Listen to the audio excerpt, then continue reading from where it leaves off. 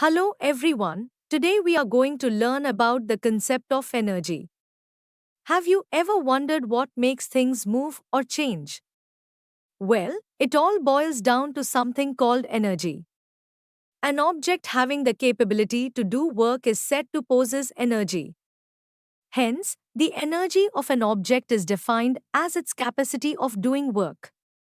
Energy of an object is measured by the total amount of work done by the object. Now that we know energy is all about doing work, let's talk about how we measure this superhero power. Since energy is just total work, unit of energy is the same as the unit of work.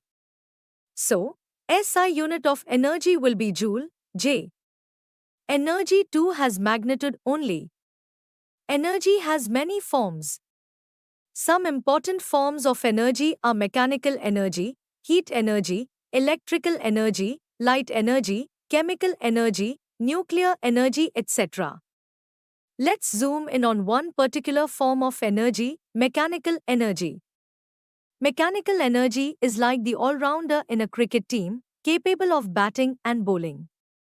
It comes in two main types, kinetic energy, which is all about motion, and potential energy, which is about position or configuration.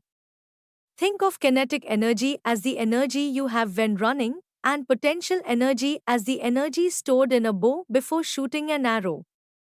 Kinetic energy of an object is the energy possessed by it by virtue of its state of motion.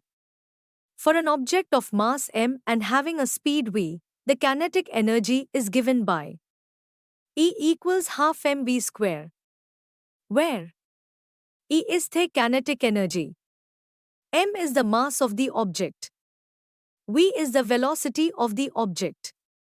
On the flip side, potential energy possessed by an object is the energy present in it by virtue of its position or configuration. We have two types of potential energy: gravitational potential energy and elastic potential energy. Gravitational potential energy is the energy required to lift an object against gravity, calculated using the formula E equals m into g into h. Elastic potential energy is the potential energy stored by stretching or compressing an elastic object by an external force such as the stretching of a spring. One of the coolest things about energy is that it's always conserved.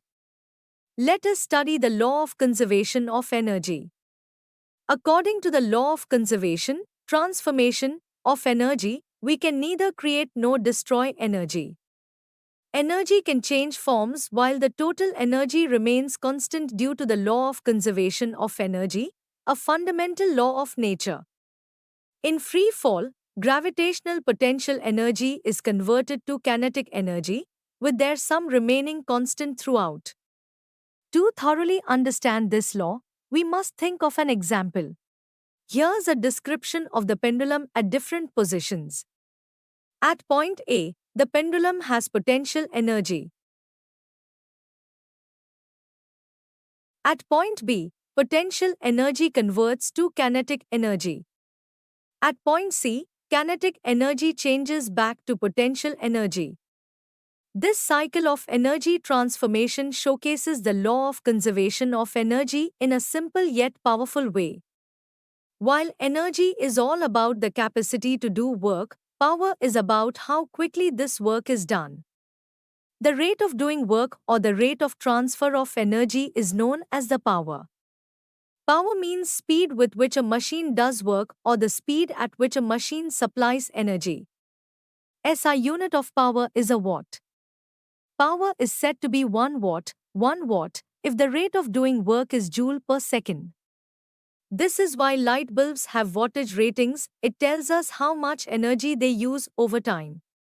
Some famous units of power are 1 kilowatt is equal to 1 kilowatt is equal to 1000 watt is equal to 1000 joules per second.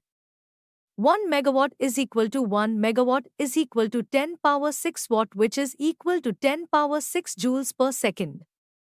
1 horsepower is equal to 1 horsepower is equal to 746 watt.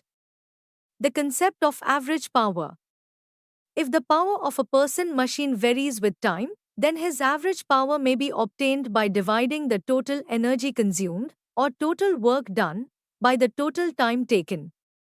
Now, we have talked about units of power.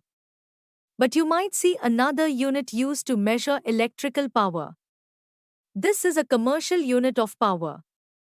Hence, for electrical energy used in households and commercial industrial establishments, we generally use a bigger unit of energy, which is known as 1 kilowatt hour, 1 kilowatt h.